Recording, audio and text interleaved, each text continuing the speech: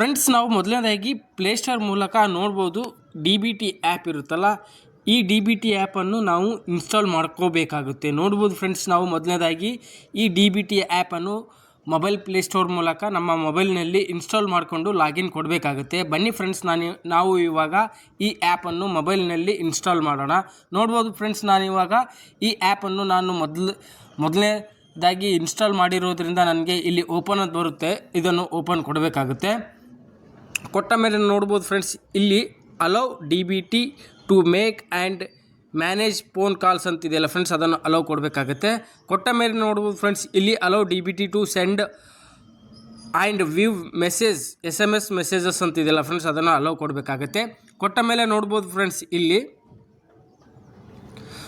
ಮೊದಲನೇದಾಗಿ ನಮ್ಮ Aadhaar card number ಹಾಕಿ ಇಲ್ಲಿ ಚೆಕ್ ಬಾಕ್ಸ್ ಇದೆಯಲ್ಲ ಫ್ರೆಂಡ್ಸ್, ಅದನ್ನು ಕೊಟ್ಟು ಗೆಟ್ OTP ಕೊಡಬೇಕಾಗುತ್ತೆ. ಫ್ರೆಂಡ್ಸ್, ನೋಡ್ಬೋದು ಇಲ್ಲಿ ನಮ್ಮ ಆಧಾರ್ ಕಾರ್ಡ್ ನಂಬರ್ ಇರುತ್ತಲ್ಲ, ಇಲ್ಲಿ ಆಧಾರ್ ಕಾರ್ಡ್ ನಂಬರ್ ಹಾಕಿ ಗೆಟ್ OTP ಕೊಡೋಣ. ಫ್ರೆಂಡ್ಸ್, ಬನ್ನಿ ಫ್ರೆಂಡ್ಸ್, ನಾವು ಇವಾಗ ನಮ್ಮ ಆಧಾರ್ ಕಾರ್ಡ್ ನಂಬರ್ ಹಾಕೋಣ.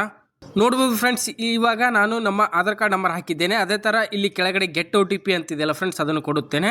ಕೊಟ್ಟ ಮೇಲೆ ನೋಡ್ಬೋದು ಫ್ರೆಂಡ್ಸ್, ಇಲ್ಲಿ ನಮ್ಮ ಆಧಾರ್ ಕಾರ್ಡ್ಗೆ ಯಾವ ಮೊಬೈಲ್ ನಂಬರ್ ಇರುತ್ತೆ ಆ ಮೊಬೈಲ್ ನಂಬರ್ಗೆ OTP ಬರುತ್ತೆ. OTP ವೆರಿಫೈ ಕೊಡಬೇಕಾಗುತ್ತೆ. ನೋಡ್ಬೋದು ಫ್ರೆಂಡ್ಸ್, ಇಲ್ಲಿ OTP ಬಂತು, ಅದನ್ನು ಎಂಟ್ರಿ ಮಾಡಿ ಆಟೋಮೆಟಿಕ್ ಇಲ್ಲಿ ವೆರಿಫೈ ಅಂತಿದೆಯಲ್ಲ ಫ್ರೆಂಡ್ಸ್, ಅದನ್ನು ಕೊಡಬೇಕಾಗುತ್ತೆ. ಕೊಟ್ಟ ಮೇಲೆ ನೋಡ್ಬೋದು ಫ್ರೆಂಡ್ಸ್, ಇಲ್ಲಿ ನಾವು ಮೊದಲನೇದಾಗಿ ಕ್ರಿಯೇಟ್ ಎ MPIN. ನೋಡ್ಬೋದು ಫ್ರೆಂಡ್ಸ್, ಇಲ್ಲಿ ನಾವು ಈ ಆ್ಯಪನ್ನು ಓಪನ್ ಮಾಡಿಕೊಳ್ಳಬೇಕಾದ್ರೆ ಒಂದು MPIN ಅನ್ನು ಸೆಟ್ ಮಾಡ್ಕೋಬೇಕಾಗುತ್ತೆ. ಅದೇ ಥರ ಬನ್ನಿ ಫ್ರೆಂಡ್ಸ್, ನಾವು ಇವಾಗ ಇಲ್ಲಿ ಒಂದು MPIN ಅನ್ನು ಸೆಟ್ ಮಾಡ್ಕೋಬೇಕಾಗುತ್ತೆ. 4 ನಂಬರ್ಗಳ MPIN ಅನ್ನು ಇಲ್ಲಿ ಸೆಟ್ ಮಾಡ್ಕೊಳ್ಬೇಕಾಗುತ್ತೆ. ನಾವು ಈ ಆ್ಯಪನ್ನು ಓಪನ್ ಮಾಡಿಕೊಳ್ಳಬೇಕಾದ್ರೆ, ಲಾಗಿನ್ ಮಾಡ್ಕೋಬೇಕಾದ್ರೆ ಈ MPIN ಅನ್ನು ಹಾಕಬೇಕಾಗುತ್ತೆ.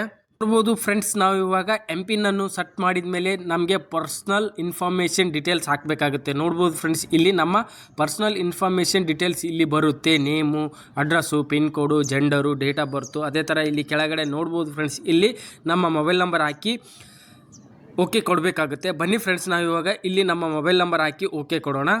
ನೋಡ್ಬೋದು, ನಾವು ಇವಾಗ ನಮ್ಮ ಪರ್ಸ್ನಲ್ ಡೀಟೇಲ್ಸಲ್ಲಿ ನಮ್ಮ ಮೊಬೈಲ್ ನಂಬರ್ ಆ್ಯಡ್ ಮಾಡಿದ ಮೇಲೆ ಇಲ್ಲಿ ಕೆಳಗಡೆ ಓಕೆ ಅಂತಿದೆಯಲ್ಲ ಫ್ರೆಂಡ್ಸ್, ಅದನ್ನು ಕೊಡಬೇಕಾಗುತ್ತೆ. ಕೊಟ್ಟ ಮೇಲೆ ನೋಡ್ಬೋದು ಫ್ರೆಂಡ್ಸ್, ಇಲ್ಲಿ ನಮ್ಮ DBT ಆ್ಯಪ್ ಓಪನ್ ಆಯಿತು. ಮೊದಲನೇದಾಗಿ ನೋಡ್ಬೋದು ಫ್ರೆಂಡ್ಸ್, ಇಲ್ಲಿ 4 ಆಪ್ಷನ್ಸ್ಗಳು ಬರುತ್ತೆ. ಪೇಮೆಂಟ್ ಸ್ಟೇಟಸ್ಸು ಮತ್ತು seeding status of Aadhaar in bank account. ನೋಡ್ಬೋದು ಫ್ರೆಂಡ್ಸ್, ಇಲ್ಲಿ ನಾವು ನಮ್ಮ ಆಧಾರ್ ಕಾರ್ಡ್ ಅಥವಾ NPCI DBT ಯಾವ ಬ್ಯಾಂಕ್ ಖಾತೆಗೆ NPCI ಆಗಿದೆ ಮತ್ತು ಯಾವ ದಿನಾಂಕದಂದು ಆಗಿದೆ, ಯಾವ ಬ್ಯಾಂಕಿನ ಹೆಸರು, ಸಂಪೂರ್ಣವಾದ ಮಾಹಿತಿ ಇಲ್ಲಿ ಬರುತ್ತೆ. ನೋಡ್ಬೋದು ಫ್ರೆಂಡ್ಸ್, ಇಲ್ಲಿ seeding status of Aadhaar in bank account ಅಂತ ಇದೆಯಲ್ಲ ಫ್ರೆಂಡ್ಸ್, ಅದನ್ನು ಸೆಲೆಕ್ಟ್ ಮಾಡಿದ ಮೇಲೆ ನೋಡ್ಬೋದು ಫ್ರೆಂಡ್ಸ್, ಇಲ್ಲಿ ನಮ್ಮ ಆಧಾರ್ ಕಾರ್ಡ್ ಯಾವ ಬ್ಯಾಂಕ್ ಖಾತೆಗೆ ಯಾವ ದಿನಾಂಕದಂದು ಮತ್ತು ಸೀಡಿಂಗ್ ಸ್ಟೇಟಸ್ ಆ್ಯಕ್ಟಿವ್ ಇದೆಯೋ ಅಥವಾ ಇನ್ಆ್ಯಕ್ಟಿವ್ ಇದೆಯೋ ಎನ್ನುವುದ ಸಂಪೂರ್ಣವಾದ ಮಾಹಿತಿ ಇಲ್ಲಿ ಬರುತ್ತೆ. ನೋಡ್ಬೋದು ಫ್ರೆಂಡ್ಸ್, ಇಲ್ಲಿ ನನ್ನ ಆಧಾರ್ ಕಾರ್ಡ್ ಅಥವಾ NPCI DBT Aadhaar card mapping, ನನ್ನ ಬ್ಯಾಂಕ್ ನೇಮ್ ನೋಡ್ಬೋದು ಫ್ರೆಂಡ್ಸ್, ಇಂಡಿಯನ್ ಪೋಸ್ಟ್ ಪೇಮೆಂಟ್ ಬ್ಯಾಂಕಿಗೆ ಲಿಂಕ್ ಆಗಿದೆ ಅಂತ ತೋರಿಸ್ತಾ ಇದೆ. ಅದೇ ಥರ ನೀವು ಕೂಡ ನಿಮ್ಮ ಆಧಾರ್ ಕಾರ್ಡ್ ಅಥವಾ NPCI DBTಯ ಆಧಾರ್ ಕಾರ್ಡ್ ಲಿಂಕಿಂಗ್ ಸ್ಟೇಟಸನ್ನು ಈ ರೀತಿಯಾಗಿ ನಿಮ್ಮ ಮೊಬೈಲ್ನಲ್ಲಿಯೇ ಚೆಕ್ ಮಾಡಿಕೊಳ್ಳಬಹುದು. ಇಲ್ಲಿ ಯಾವ ಬ್ಯಾಂಕ್ ಅಕೌಂಟ್ ತೋರಿಸುತ್ತೆ ಆ ಬ್ಯಾಂಕಿಗೆ ನಿಮ್ಮ ಬೆಳೆ ಹಾನಿ ಪರಿಹಾರದ ಹಣ ಜಮಾ ಆಗುತ್ತದೆ ಫ್ರೆಂಡ್ಸ್.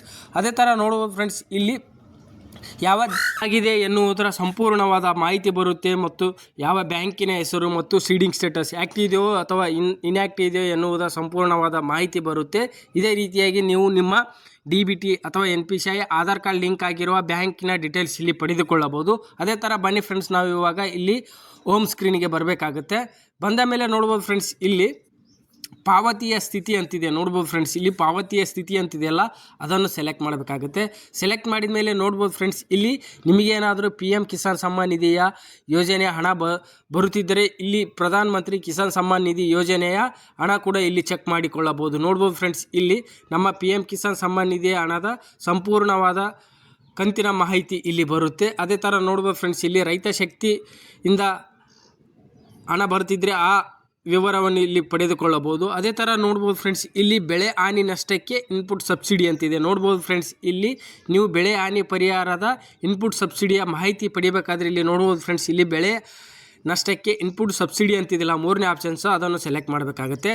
ಸೆಲೆಕ್ಟ್ ಮಾಡಿದ ಮೇಲೆ ನೋಡ್ಬೋದು ಫ್ರೆಂಡ್ಸ್, ನನಗೆ ಇಲ್ಲಿ ಈ ವರ್ಷದ ಯಾವುದೇ ಬೆಳೆ ಹಾನಿ ಪರಿಹಾರ ಬಂದಿರುವುದಿಲ್ಲ, ಆದುದರಿಂದ ನನಗೆ ತೋರಿಸುವುದಿಲ್ಲ ಇಲ್ಲಿ.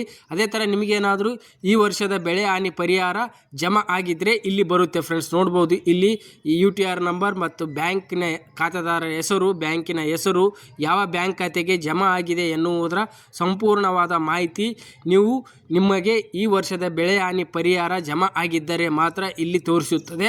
ಅದೇ ಥರ ನಿಮಗೇನಾದರೂ ಜಮಾ ಆಗಿದ್ದು ಕೂಡ ಇಲ್ಲಿವರೆಗೂ ಇಲ್ಲಿ ತೋರಿಸದಿದ್ದರೆ ಇನ್ನು ಕೆಲವೇ ದಿನಗಳಲ್ಲಿ ಆ ಅಪ್ಡೇಟನ್ನು ಇಲ್ಲಿ ಅಪ್ಲೋಡ್ ಮಾಡುತ್ತಾರೆ ಫ್ರೆಂಡ್ಸ್, ವೇಟ್ ಮಾಡಬೇಕಾಗುತ್ತೆ. ನಿಮಗೇನಾದರೂ ಇಲ್ಲಿ ಬೆಳೆ ಹಾನಿ ಪರಿಹಾರದ ಹಣ ಜಮಾ ಡೀಟೇಲ್ಸ್ ತೋರಿಸುತ್ತಿದ್ದರೆ ಕೆಲವು ದಿನಗಳ ನಂತರ ಮತ್ತು ಈ ಆ್ಯಪಲ್ಲಿ ಅಪ್ಡೇಟ್ ಮಾಡ್ತಾರೆ. ಅದೇ ಥರ ನೋಡ್ಬೋದು ಫ್ರೆಂಡ್ಸ್, ಇಲ್ಲಿ 2025-26ನೇ ಸಾಲಿನ ಬೆಳೆ ಹಾನಿ ಇನ್ಪುಟ್ ಸಬ್ಸಿಡಿಯ ಮಾಹಿತಿಯನ್ನು ಈ ರೀತಿಯಾಗಿ ನಿಮ್ಮ ಮೊಬೈಲ್ನಲ್ಲಿಯೇ ಚೆಕ್ ಮಾಡಿಕೊಳ್ಳಬಹುದು ಫ್ರೆಂಡ್ಸ್.